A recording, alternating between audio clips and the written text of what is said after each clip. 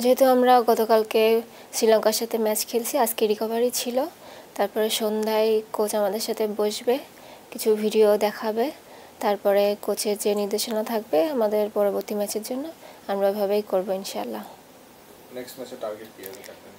Next ম্যাচে target আমাদের win করা, যেভাবেই হোক এই টুর্নামেন্ট যেভাবে হোক আমাদের চ্যাম্পিয়ন ধরে রাখতে হবে ধারাবাহিকতা। তো ইনশাল্লাহ আমরা মাঠে নামবো জেতার জন্য। আপনারা জানেন গতকালকে ভারী মাঠে আমাদের মেয়েরা একটা ম্যাচ খেলেছে, সো স্বাভাবিকভাবে মেয়েরা অনেক টায়ার্ড। তো আমরা আজকে চেষ্টা করছি মেয়েদের রিকভারি সেশন করানোর জন্য। সকালবেলায় আমরা পুল সেশন করিয়েছি, বিকেলবেলায় স্ট্রেচিং এবং সন্ধ্যায় আমাদের বিডিএ সেশন আছে। আগামীকালকের ম্যাচ নিয়ে আমরা কাজ করব ইনশাল্লাহ। আগামীকালকে আমরা ভালো কিছু করেই আবার মাঠ থেকে ফিরে আসতে যাচ্ছি। কালকে নেপালের সাথে ম্যাচ, যদিও এখানে বেশ কয়েকটি দলের মধ্যে নেপালই সবচেয়ে শক্তিশালী মনে হচ্ছে, তো নেপালকে নিয়ে আপনাদের কেমন আত্মবিশ্বাস? আসলে আমরা কোনো দলকে ছোট করে দেখছি না, আমরা প্রত্যেকটা দলকেই অনেক স্ট্রং ভাবছি এবং আমরা আমাদের সেরাটা দিয়ে এবং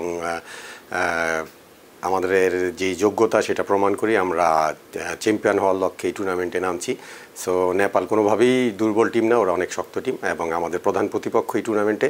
তো আমরা আমাদের শতভাগ দিয়ে জয় নিয়ে আগামীকালকে মাঠ থেকে ফিরতে চাচ্ছি ইনশাআল্লাহ।